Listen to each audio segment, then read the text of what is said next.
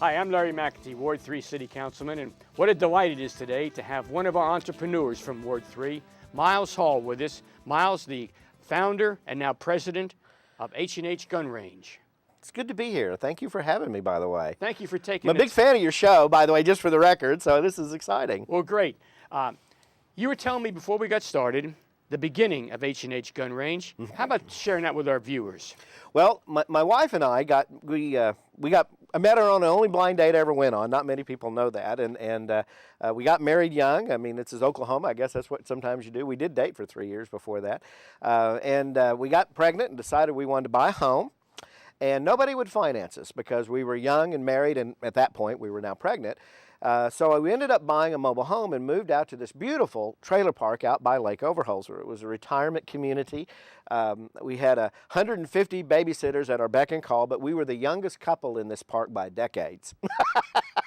And it was a wonderful place to live. But when we moved out to there, because I was raised in the village, that's where I grew up at, my dad says, well, if you're going to live out in the sticks, and Lake Overholser, at least in his view anyway, was out in the sticks, he says, you need to have a gun for defense.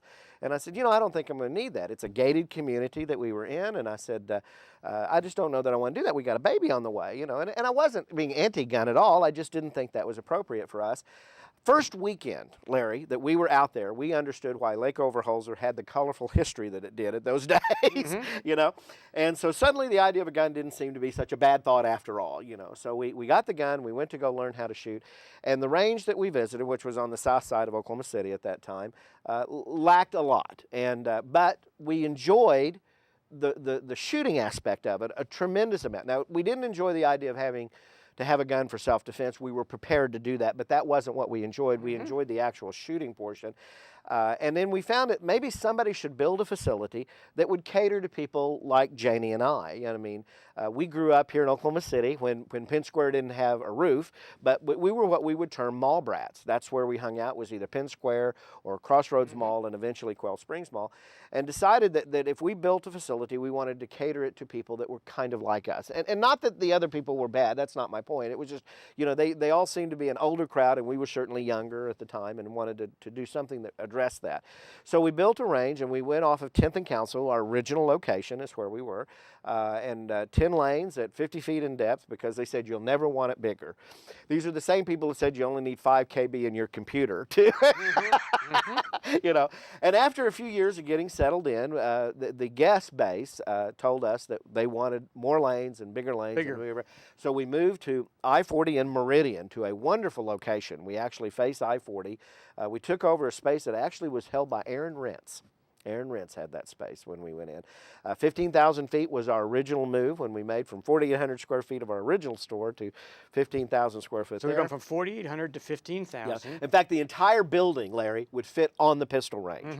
Will Andrews, who works for me, figured that out one day, and I said, you have too much idle time on your head. To be able to do that. And then, of course, education was at the root of everything that we did. It's all about educating and training and being a part of that. We made the move into retail sales many years after that. In fact, it was 96 when we actually made the conscious decision to move into retail sales, and our guests are the one who forced us into it, because the people we were attracting to the sport, which was all new shooters, that, by the way, that was our goal, was to not go after any of the existing market that was out there, strictly to cater to new people, because I wanted the sport to grow. They told us what they wanted, and all we did was turn around and fill that. Today, we're 75,000 square feet of that building. The nice thing about that building, you can grow in little increments, and 55 shooting positions now, including handguns, rifles, air guns, which, by the way, was a big deal, and archery. And that's what we have today. And about 3,000 guns on display. We sell about 10,000 a year. Now, you were sharing a very interesting thing when the Olympics got restarted. Yep, in the late 1800s. In the late 1800s.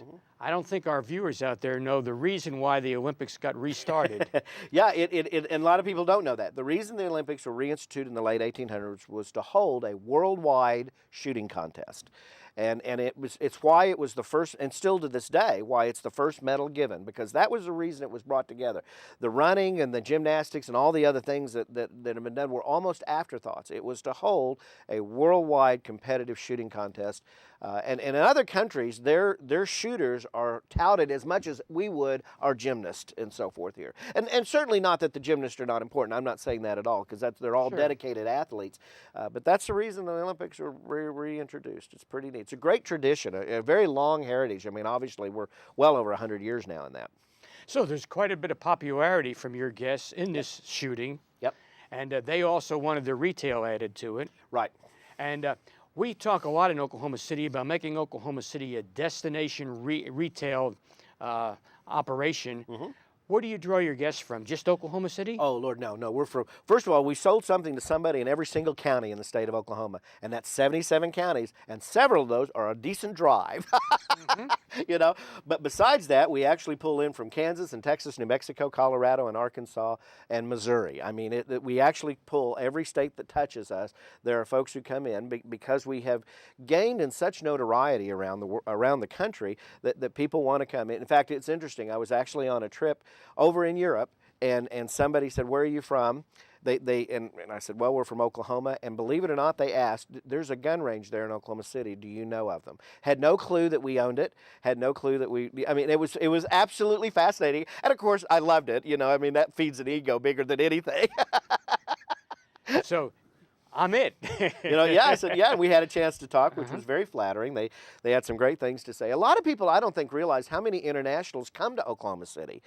Enough so, Larry, that we had to do our range rules, the things you have to read before you go out on the range. We did our range rules into 9 other languages, so we could communicate effectively with the folks that are from Japan or from China or from Germany or from, I mean, we have 9 languages altogether. In fact, we're getting ready to add 3 more to that list just to make sure that we can communicate well. Because our universities draw a lot of people, and you get people who come and want to do something that's unique to America, and shooting is one of those. So they'll come in and shoot and just have a ball, you know, and walk out only with targets, because they obviously can't buy a gun, but we rent guns and that kind of thing. It's really exciting to watch them, because you just see them light up, you know. Because in those countries, the only people who typically own guns is the government, you know. So the idea of private citizens being able to shoot is a little foreign to some of these folks, and so they take hold of it with the same vigor that we do here in America.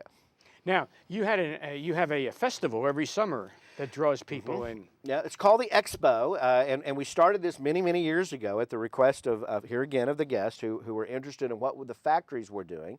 So what we did is we invite the factories in. It's actually not about selling products. It's really about introducing them to all the things that are going on inside the industry. We have now over 100 manufacturers who fly into Oklahoma City, set up, and for 3 days, the guests can come in and meet and greet and actually talk to the manufacturers of the various products, try them out. They get a chance to do that, and so forth. It wasn't about sales. It was really about kind of doing a mini SHOT Show, which is our market, Larry, here in Oklahoma City. And we did 6,000 people through the doors in 3 days this year. And a good number of those people, again, came from outside. Outside the country, outside the state, yeah. Outside the state. Certainly from all over the state. We have a wonderful hotel next door the Best Western Saddleback Inn, which, by the way, is owned by an Oklahoman. He actually lives here, and he does a wonderful, and we help fill the hotels up, you know, and they'll use them, of course, and all the others in the I-40 and Meridian corridor. There's so many hotels there, and people come in just to be here for this event. It's pretty amazing. Now, you have a goal, besides getting people to be responsible shooters, you have a goal to kind of advance Oklahoma to the Oh, people. yeah. You know, it's fun. We've been very honored to receive recognitions and awards from all over, and a fair amount of these awards come from back east. And honestly, the opinion... That'd be nice. I'm from back east, so it'd be nice to us I just got to tell you, but a lot of the folks back east who've never been to Oklahoma think that we're either blown up or blown away, and some of them would actually be amazed to find out we have indoor plumbing, you know? So when something comes along that's done as good as H&H has, I'm actually more proud of the fact that we're from Oklahoma than the fact that it was H&H. And I get a chance to talk a lot about what we do here in the state. Because a lot of people just don't realize how incredibly beautiful Oklahoma is. Still has the best sunrises and sunsets anywhere that I've been, anywhere in the world. This is still the best place for that. And when people come here, they find that out. But it's getting them here to experience that for the very first time as part of that, you know, so. Now, people might be surprised, but Inc. magazine, which goes after entrepreneur operations, has recognized H&H a number of times. Yeah, 6 times. We've been in what's called, they do a list of the fastest growing companies in the country, and we have made that list for every year they've had the list, 6 straight years. which is very cool, incredibly awesome. We're the only gun business in it.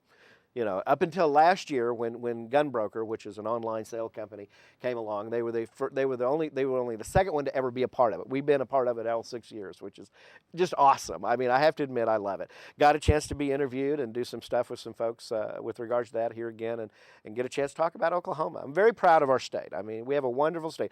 We chose to be here. I mean, I could have taken and done this anywhere in the country. We love Oklahoma.